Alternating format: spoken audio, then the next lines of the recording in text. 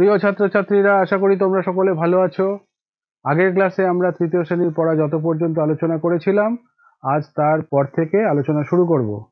যদি তোমরা আগের ক্লাস না দেখে থাকো, তাহলে ভিডিওর ডেসক্রিপশনে আগের ক্লাসের লিঙ্ক দেওয়া আছে, সেটা দেখে নিও।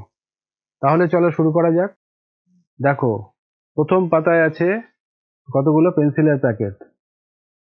সেই পেন্সিলের প্যাকেটের কতগুলো পেন্সিল আছে সেটা আমরা গুনবো। ঠিক আছে, চলো গুনি। প্রথম প্যাকেটটা গুনি। 1, 2, 3, 4, 5, 6, 7, 8, 9, 10, 11, 12। ব্যাস। তাহলে দেখো, সব প্যাকেটেই 12টা করে পেন্সিল আছে। প্রত্যেকটা প্যাকেটেই 12টা করে পেন্সিল আছে। এখন আমাদের অঙ্কে লিখতে হবে কটা পেন্সিল আছে। তাহলে আগের দিনের মতন সেই টিপের পাতা মনে করো। তাহলে 12টা করে পেন্সিল, 6টা বাক্স বা 6টা প্যাকেট। তাহলে কটা হলো? মোট কটা হলো? 12 গুণ 6। তাহলে এখন সব মিলিয়ে কতগুলো হবে? 6 12 কত হয়? 72। তাহলে অঙ্কে লিখি 72টা পেন্সিল। এটাকেই আবার আমাদের কথায় লিখতে হবে। পাশেই দেখো ঘর রয়েছে, সেখানে কথায় লিখতে হবে। ওখানে লিখে দাও 72, বানান করে লিখে দাও 72টা পেন্সিল। এবার দেখো নিচের ছবিতে কতগুলো পুঁতির মালা গাঁথা রয়েছে। ঠিক আছে, দেখো প্রথম মালায় কটা পুঁতি আছে দেখো। নাও গুনি আমরা। 1, 2, 3, 4, 5, 6, 7, 8, 9, 10। দেখো ওপরে 3টে মালা আছে, 3টে মালাতেই 10টা করে পুঁতি আছে। তাহলে মোট কটা পুঁতি হলো? 3 10 30। তাহলে দেখো প্রত্যেকটাতে হচ্ছে তোমার 10টা করে, এরকম 3টে মালা আছে একই রকম দেখো। তাহলে 3 10 30টা পুঁতি হলো ওপরে। আর নিচেরটায় দেখো অতগুলো নেই, গোনো। নিচেরটায় গোনো। 1, 2, 3, 4, 5, 6, 7। তাহলে দেখো ওপরে 30টা পুঁতি আর নিচে 7টা পুঁতি, কত হলো মোট? যোগ হবে 30 যোগ 7। তাহলে কি হলো? 30 যোগ 7 কত হয়? 37। বক্সে লিখে দাও 37টি পুঁতি। হয়ে গেছে। এবারে দেখো কথায় লিখতে হবে। যেটা সংখ্যায় লিখেছো ওটাই কথায় লিখে দাও 37, বানান করে লিখে দাও। এরপরে দেখো সন্দেশের প্লেট আছে 3টে। ঠিক আছে, তাহলে প্রথম প্লেটটা গুনছি আমরা, কটা সন্দেশ আছে। গোনো।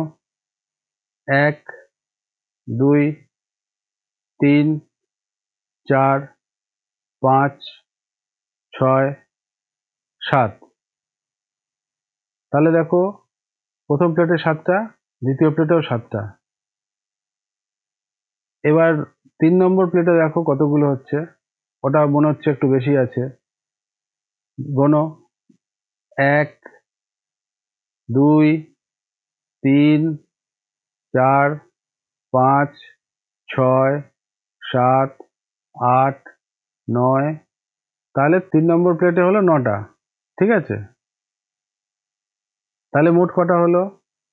প্রথমে 7 যোগ 7, তারপরে যোগ 9, কত হলো? 7 আর 7 যোগ করো 14, 14 আর 9 যোগ করো দেখো কত হচ্ছে, করো। 23 হচ্ছে, 23 লিখে দাও, ফাঁকার জায়গায় লিখে দাও 23টি, অঙ্কে লেখো। এবার কথায় লেখো, সেখানে লিখে দাও ওই 23টি, সন্দেশ আছে, 23 বানান করে লিখে দাও। এর পরের ছবিতে দেখো কতগুলো বেলুন আছে। দেখো দুটো থোকা আছে বেলুনের, প্রথম থোকায় কটা আছে গোনো। 1, 2, 3, 4, 5, 6, 7, 8, 9, 10। পরেরটা দেখো কটা আছে, 1, 2, 3, 4। তাহলে কটা হলো, 10, তার সঙ্গে যোগ হবে 4। মোট বেলুন আছে 10 যোগ 4। তাহলে দেখো কত হচ্ছে, যোগ করে দেখো 14 হচ্ছে। লিখে দাও, অঙ্কে লেখো, ফাঁকা বক্সে লিখে দাও 14টা বেলুন।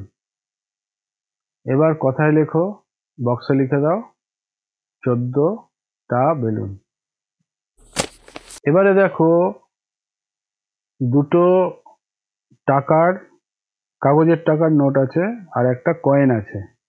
দেখো প্রথমে আছে একটা 10 টাকার নোট, তারপরে তার নিচে আছে একটা 20 টাকার নোট, আর পাশে একটা 2 টাকার কয়েন। এবার সবগুলো যোগ করে কত টাকা হবে, দেখো যোগ করো। 10 যোগ 20 যোগ 2 কত হলো, যোগ করো, তোমরা নিজেরা করো। দেখো কত হচ্ছে, 10 আর 20 30, 30 আর 2 32। এখন এই সংখ্যাটা ফাঁকা ঘরে বসিয়ে দাও, অঙ্কে লেখো 32 টাকা। এবার পাশের ঘরে কথায় যেটা লেখা আছে ওটা বানান করে লিখে দাও 32 টাকা।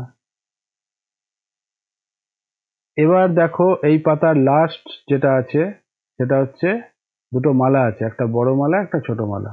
মালাতে কতগুলো ফুল আছে সেটা গুনতে হবে আমাদের। প্রথম মালাতে দেখো বড় যে মালাটা, তাতে লাল ফুল আর হলুদ ফুল মিলে কটা ফুল আছে আমরা গুনবো। গোনো।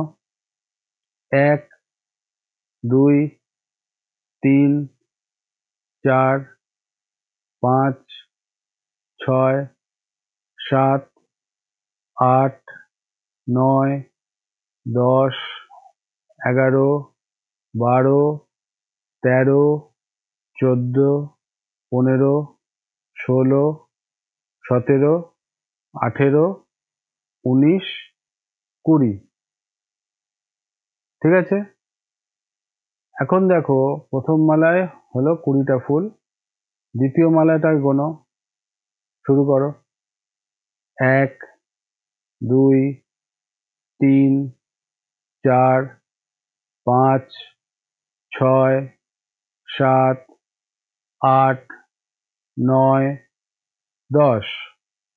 তাহলে দুটো মালা মিলিয়ে কতগুলো ফুল হলো, প্রথমটায় 20টা, তারপরে তার সঙ্গে যোগ হবে দ্বিতীয়টায় 10টা। তাহলে কি হয় যোগ করলে, 20 আর 10-এ যোগ করে নাও তোমরা নিজেরা, 30 হবে। সেটা তাহলে কোথায় বসাবে, অঙ্কে লেখো, যেটা ফাঁকা জায়গা আছে ওখানটা লিখে দাও 30, 3 0 30। এরপরে দেখো কথায় লিখি যেখানে আছে পরের বক্সে লিখে দাও 30, বানান করে লিখে দাও 30। আশা করি বুঝতে পেরেছো। যদি বুঝতে কোনো সমস্যা থাকে তাহলে কমেন্টে জানাবে, ভালো লাগলে লাইক করবে, বন্ধুদের সঙ্গে শেয়ার করবে। তাতে তোমরা যেমন শিখতে পারলে বন্ধুরাও শিখতে পারবে। এই সিরিজের পরবর্তী ভিডিও সবার আগে পাওয়ার জন্য চ্যানেলটি সাবস্ক্রাইব করো। শিগগিরই দেখা হচ্ছে। ভালো থেকো, সুস্থ থেকো, সাবধানে থেকো। টাটা।